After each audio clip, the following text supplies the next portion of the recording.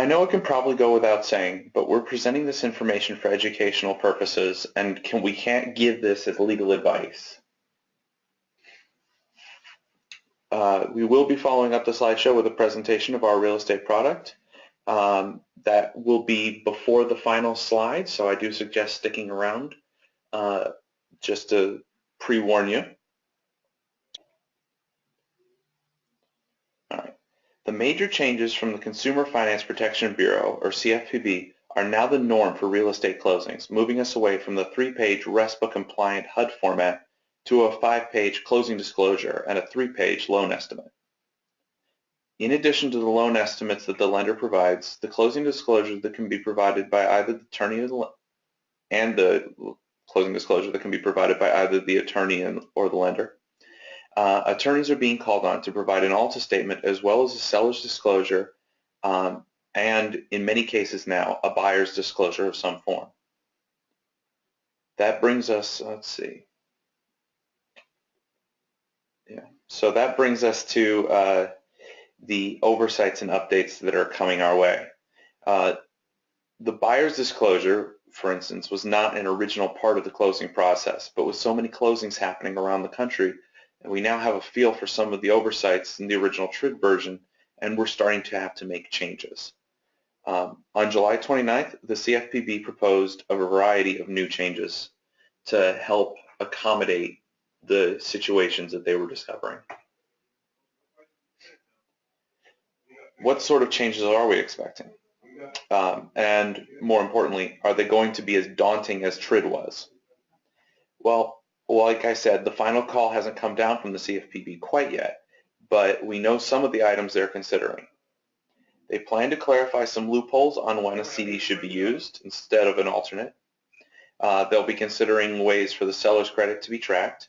And finally, there are several proposed changes to closing costs and cash to close calculations. And while we don't know all the details on those yet, they do look promising. A recent presentation sponsored by Fidelity National pointed out that some closings, such as those involving cooperatives, fit into a vague space in current laws where it becomes unclear whether the loan estimate and the closing disclosure are required. This is especially true in cases like cooperatives where the states have varying definitions of what is and is not considered quote-unquote real property. To account for this, the CFPB proposed a change that will define real property, requiring TRID disclosures on all closed-end consumer credit transactions, regardless of how the state would define it.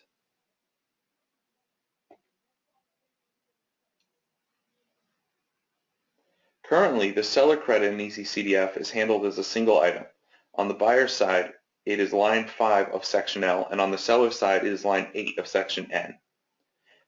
Because of this single line used to sum up all of the seller credit factors, attorneys have sometimes needed to expand into available open space on the form in order to fill in the additional factors that can't be handled so simply. Plus, explaining the seller credit line has become more than a little difficult in certain cases because there's no real breakdown on the CD to point to. In response to issues like this, a proposal was made to expand this single item into an itemization of some sort. The goal is to make the attorney's job easier with a more comprehensive interface. Although the final form of the new interface has not really been decided upon yet, the latest suggestion is to allow either the current lump sum seller credit field or, if the need arises, break everything down in the itemized specific fees.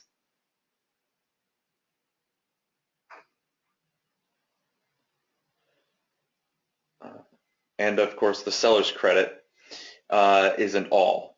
The calculations are going to change in a variety of other ways as well, both clarifying and adding flexibility. The loan amount is the total amount the consumer will borrow, and the closing costs to be financed will equal the loan amount minus the estimated total amount of the payments to third parties not otherwise disclosed. In addition, there are a variety of smaller changes being made, ranging from rounding changes for specific lines or sections of the closing disclosure to where third-party payments are shown, and changing the rule which had required the adjustments and other credits to be negative on the form. Like I said, a lot of the calculations we're looking at, we don't know all of the details on yet.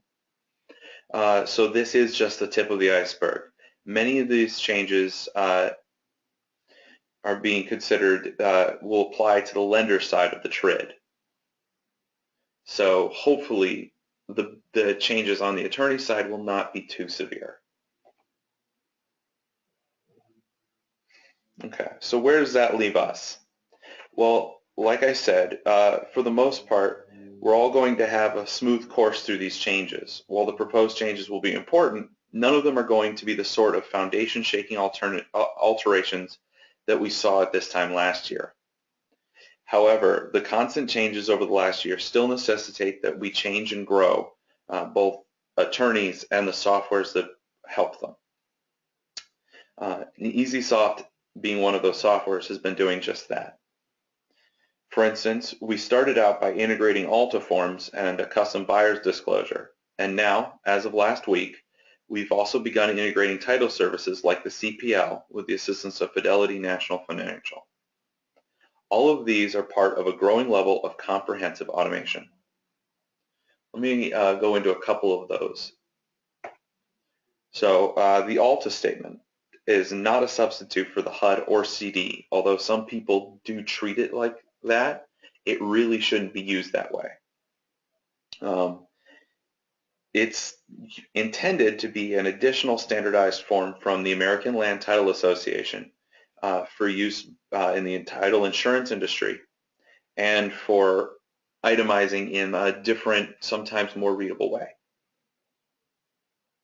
These standardized forms itemize fees and charges over a simple layout that allows you to quickly read off the sale price, loan amount, loan and title charges, adjustments and payoffs, recording and transfer charges, prorations, commissions, etc.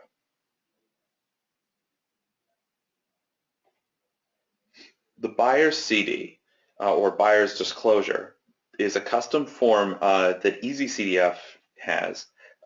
You probably have seen other variants as well, which fill in the gap in the TRID rules that many law firms have started to identify. This is making it a very popular new feature. The reason is that previously firms were forced to provide borrowers with a full closing disclosure, which consisted of 5 pages showing both the seller's information and the buyer's, but the seller would be shown a version that only contained their information and none of the buyer's. Our new buyer's disclosure serves the same purpose for the borrower side as the seller's disclosure did for the seller. In other words, the borrower only sees his own information. He doesn't see the seller's specifics. EasyCDF fills in the pertinent contact information as well as all the borrower's closing costs and transactions to result in an accurate cash to close result, but it does not contain any of the seller's closing costs or transactions, and it's limited in what it shows regarding to the loan itself, allowing this document to be compressed down to 2 pages, similar to the seller's closing disclosure, with a 3rd page for a signature addendum. And our latest feature is the CPL, or Closing Protection Letter. A closing protection letter is an agreement to indemnify the lender for actual losses incurred by specific escrow-related actions of the title agents. CPLs are subject to variations from state to state and are specific to the agent. EasyCDF includes CPL generation using a new Title Services section. The CPL function operates as a pop-up that you log into with your Fidelity login. It carries over data on the lender and the property from the CD, and using the attorney and form specifics you've entered into the dedicated interface we've developed, drop-downs and text boxes will let you quickly finalize a letter and save it as a PDF for printing and emailing. All right. I've gone over a couple of the features. I want to, before we go any further, switch very quickly to the software and do the quick demonstration I mentioned, just to show you the features I'm talking about. Again, you can type questions in while I'm going through this, but we'll do the Q&A session itself after the last slide.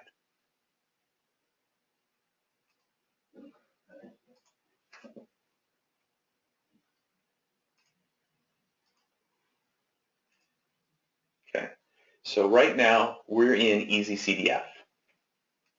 Oops, I don't want to go there. I want to go to my page 1 of my CD. All right, so as you can see, I've already loaded in a closing disclosure. If you've never seen EasyCDF before, it's laid out very similar to a closing disclosure in that it has 5 pages and it shows the information in the same order. So this should be a relatively familiar look, if not exactly the same interface that you're used to seeing. So you got page 1 is contact information, loan details. Page 2 is the breakdown of individual fees.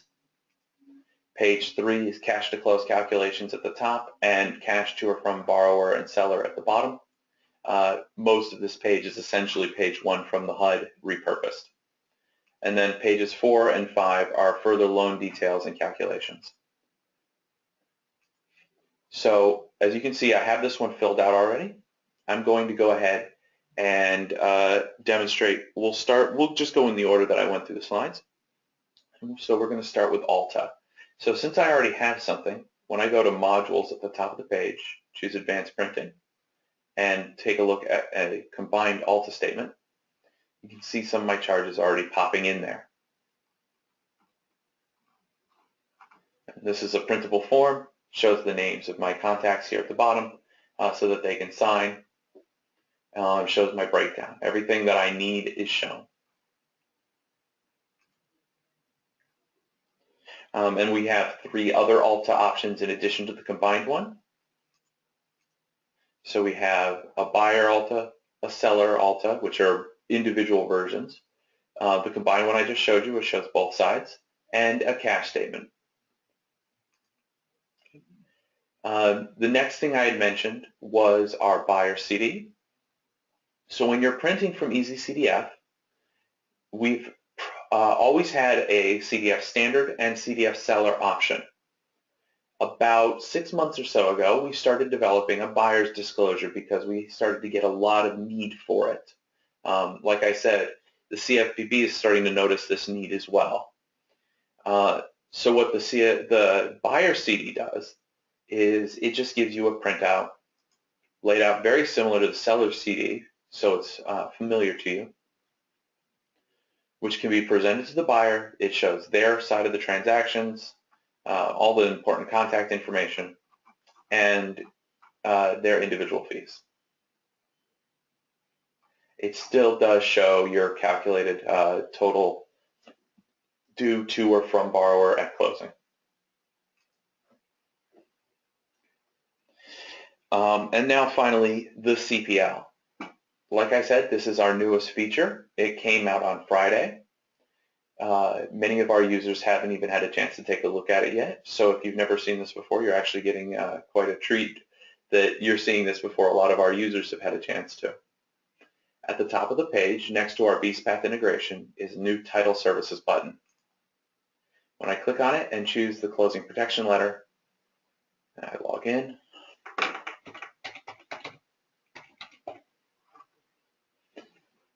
I get a little pop-up.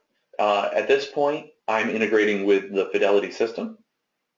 So I select my agent from the list of available ones. I'm going to go with Federal Standard Abstract for this one and let it process.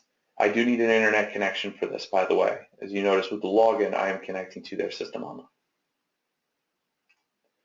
I select the approved attorney and make sure everything else matches up.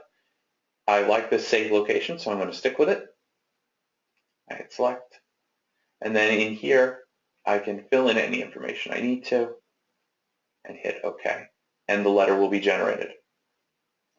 This automatically generates the letter. So this is what it would look like. It's just a standard letter, but like I said, it's generated by the Fidelity system and has all of the necessary signatures and small print that are needed to ensure you have the correct documents on hand and everything's correct and above board.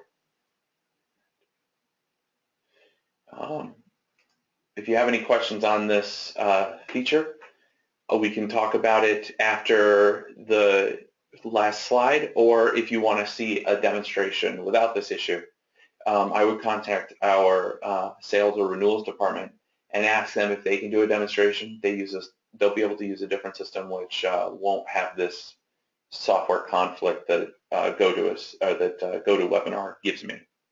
So they'll be able to actually show you a live demonstration of it instead of having a saved copy of the form. All right. So for now, I'm going to,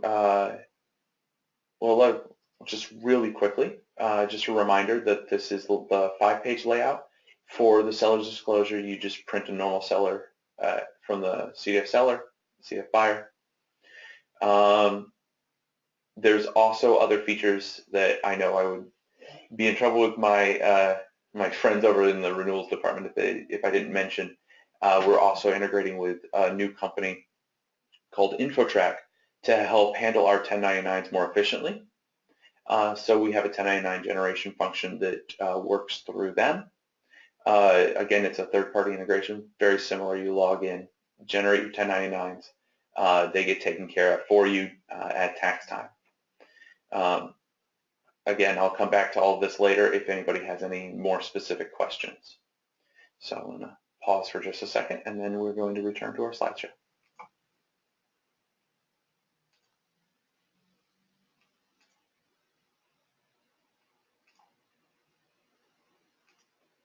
All right, thank you for bearing with me on that. So if you want to learn more about the changes going on with EasySoft, visit our website, www.easysoft-usa.com. But if you want to learn more about the changes coming for the CFPB straight from the source, you might want to check out their website, which is www.consumerfinance.gov. They have detailed information on the closing disclosure, and since it's their changes, they'll have detailed information on the changes decisions that they make as they go through the comments and feedback that they were accepting up until last week. So we are hoping to see more final information coming down the pipeline between now and the end of the year. I've heard some people mentioning January, but I'm not sure what they expect to come out in January. So I don't want to say for sure anything in particular, but that's a time period to watch for. Another important website is Fidelity's website, fnf.com. That's F as in Frank, N as in Nancy, F as in Frank.com. They're also a very great resource for keeping track of this, as they are keeping a very close eye on it. These other websites here, ALTA.org, CFPB Monitor, etc., are also really great resources for just looking up general information about the TRID, changes coming down the pipeline, specific situations, all kinds of things. So I do recommend checking those out. We have all of these websites listed on our website. Again, that's easysoft-usa.com. So if you need to look them up later, just go on there and you'll be able to find all this information. I hope that the information we've just gone over has been informative and that the Q&A session in just a moment will help fill in any blanks you still have. Again, if you have any questions or wish to place an order, the phone number is 800-905-7638.